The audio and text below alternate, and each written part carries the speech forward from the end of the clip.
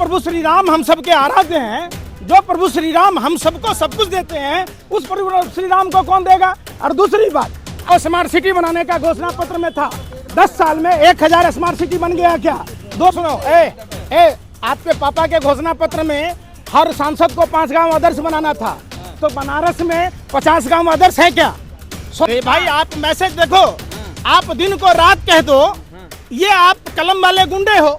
जो प्रभु श्री राम लक्ष्मण जी के बीमार होने यानी मूर्छित होने पर संजीवनी बूटी मंगाई थी, सुसैन वैद्य को बुलाया था, वो प्रधानमंत्री ताली थाली पटवा कर हम सनातन हिंदू धर्म का अपमान किया था, कलंकित किया था। पंकज जी, पूरे देश में विरोध हो रहा है कि कांग्रेस पार्टी ने जो है निमंत्रण को स्वीकार नहीं किया है, इससे लोग कह रहे हैं कि हिंदू ऐसी नहीं है कांग्रेस पार्टी। ये स्वामी सदानंद सरस्वती जी की चिट्ठी है।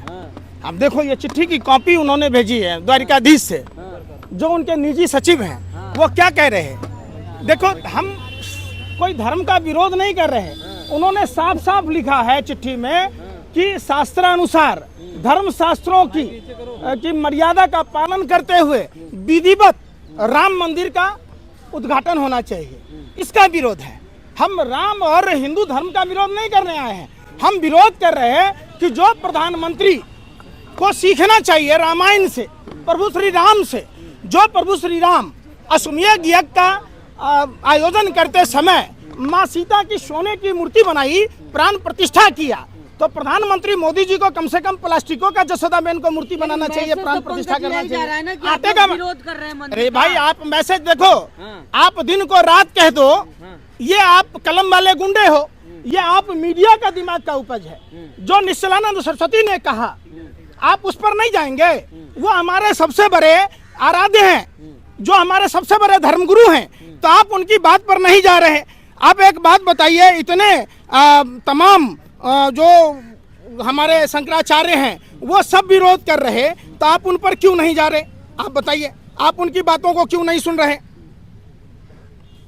देखिए, स्वामी निश्चलानंद सरस्वती ने विरोध किया, स्वामी भारती कृष्ण जी ने विरोध किया, स्वामी अभिमुक्तेश्वरानंद जी ने विरोध किया, स्वामी सदानंद महाराज जी ने विरोध किया। तमाम जो हमारे साधु संत हैं, वो उनका कहना है कि जो मार्कंडेय पुराण में, जो हरिवंश पुराण में, जो यजुर्वेद में जो मंदिर और प्राण प्रतिष्ठा के बारे में विग्रह वास कराया जाता है, उसके संबंध में जो कहा है, हिंदू धर्म शास्त्रों के हिसाब से अनुष्ठान हो, कोई विरोध नहीं है। लेकिन आप अपने राजनीतिक लाभ के लिए जो राम मंदिर का पूर्ण निर्माण नहीं हुआ, जिसका भूवास नहीं हुआ, जिसका जलवास नहीं हुआ, जिसका पुष्पवास नहीं हुआ, जिसका फलवास नहीं हुआ, आप अपने वोट बैंक की राजनीति के लिए प्रभु श्री राम को घसीट रहे हैं। और दिवाली प्रधानमंत्री को पता नहीं है, प्रधानमंत्री का तो हमने हिंदुत्व का चेहरा देखा था कोरोना काल में।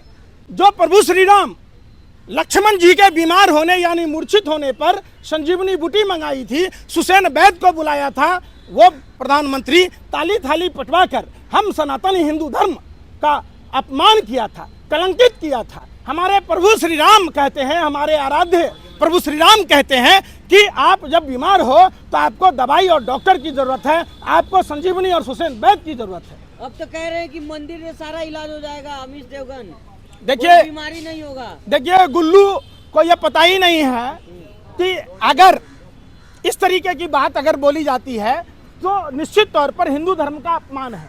हिंदू धर्म में प्रभु श्री राम ने साफ साफ कहा है कि जब आप बीमार होइए तो आपको दवाई और डॉक्टर की जरूरत है। हमारे आराध्य ने साफ साफ कहा है, और इसके लिए समझिए, हमारे हिंदू धर्म शास्त्रों में अधिकार और कर्तव्य दिए गए हैं, पाप और पुण्य का लेखा जोखा रखा जाता है। साफ साफ कहा गया है कि आप जैसा कर्म करोगे वैसा फल मिलेगा। तो आखिर मोदी जी कौन होते हैं? मोदी जी धर्म शास्त्रों का हमारे राम मंदिर बनवा दी मोदी जी।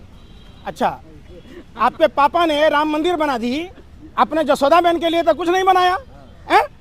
एक बार बताओ, जो प्रभु श्री राम हम सबके आराध्य हैं, जो प्रभु श्री राम हम सबको सब कुछ देते हैं, उस प्रभु श्री राम को कौन देगा? और दूसरी बात, आप अगर कोई भी आदमी अगर ये कहता है तो वो सुप्रीम कोर्ट का अपमान करता है। सुप्रीम कोर्ट के 5 जजों ने फैसला दिया था, सम्मानित पूजनीय, और जजों ने 5 जजों के फैसले, जजों ने, पीठ ने फैसला सुनाया देश का हिंदू और मुसलमान, जैन, बौद्ध, सिख, ईसाई सब ने मिलकर तहे दिल से सनातन हिंदू धर्म के आस्था का सवाल पर सबने सहयोग किया। कांग्रेस क्यों नहीं जा रही है?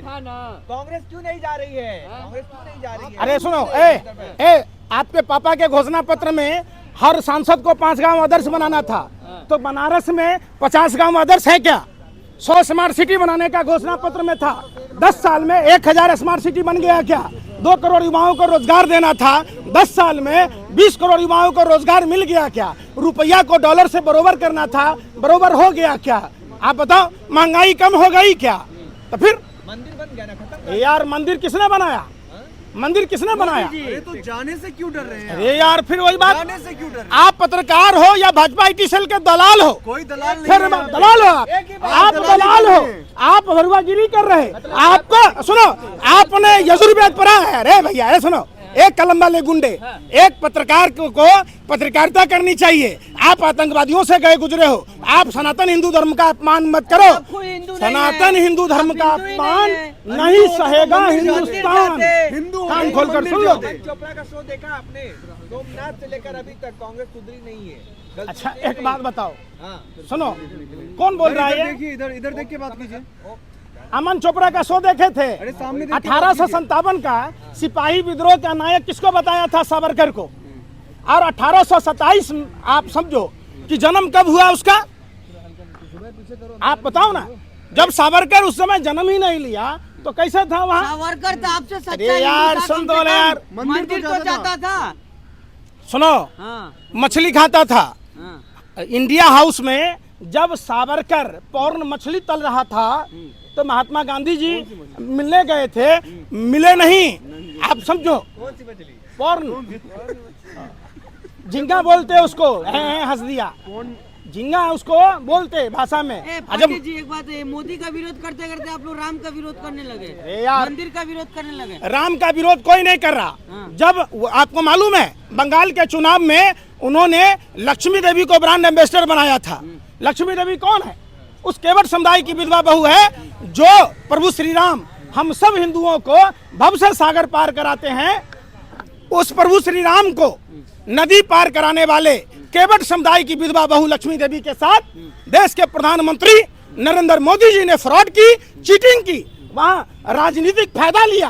तमाम टीवी में, अखबारों में, ऑनलाइन मीडिया में, सोशल मीडिया में विज्ञापन दिया, लेकिन उस लक्ष्मी देवी को आज तक मकान नहीं दिलाया गया। जो आदमी एक केवट समुदाय की विधवा बहू लक्ष्मी देवी को मकान दिलाने की औकात नहीं रखता है, वो प्रभु श्री राम को मकान क्या दिलाएगा? भाजपा कह रही है कि जो हिंदू असली वो यार सुन रहे यार, आप लोग नकली भाजपा सुनो, भाजपा कह रही है हमने प्रभु श्री राम को लाया। सुनो, प्रभु श्री राम कई पीढ़ी ऊपर है, आप अपने बाप को नहीं ला सकते तो प्रभु श्री राम को ले आओगे? भाजपा का नेता बापजाट है, बाप से बड़ा है, बाप को कैसे ला सकता है कोई? प्रभु श्री राम हम सब के आराध्य हैं, समझो, ये समझो। ये देखो, ये अनभक्त है, भागा, देखो दुम दबा के भागा, ये अनभक्त है। ये ऐसा ही एक अनभक्त था। अरे सुनो, एक सुनो, अरे सोशल मीडिया में देखा होगा, एक अनभक्त था जो कहा कि मोदी जी अगर मेरी माँ के साथ सुहागरात मना लेते तो हमारा किस्मत खुल जाता। ये वैसे अनभक्त है, ये ऐसे अनभक्त है। अर्ज किया तबाह होकर तबाही नहीं दिखती, ये तो अनभक्ति है साहब, इसकी कोई दवाई नहीं बिकती। नहीं समझे? ये लोग सुनो, घर पर जा, घर पर सुनो, इसके जैसा भैया सुनो, अरे सुन दो लो, अरे सुन दो लो, इसको मोदी फिबिया की बीमारी है, पागल हो रखा, ये मानसिक, ये घर पर बोला था एक बार। सुनो, एक सुनो, ये अपने घर पर सुन, ये अपने घर पर एक दिन बोला, सुनो, सुनो, एक बार, अरे सुने रहे, एक बार ये अपने घर पर बोला बीबी के पास आएगा तो मोदी, इसकी लुआई इतना मारी कि देखो दोनों गाल इसके सुझा दिए देवीलाल की तरह, कुत्ते की तरह। तो यही हाल है, ये घर पर भी बोला था अपनी लुआई के पास आएगा तो मोदी, तो इसकी लुआई ने इसको बहुत मार मारा कि ये कमीने हमारा पति तू है, मोदी कैसे आएगा? तो देखो यही फुला हुआ गाल है इसके। तो इसलिए जय हिंद, जय भारत, जय भीम, चलो।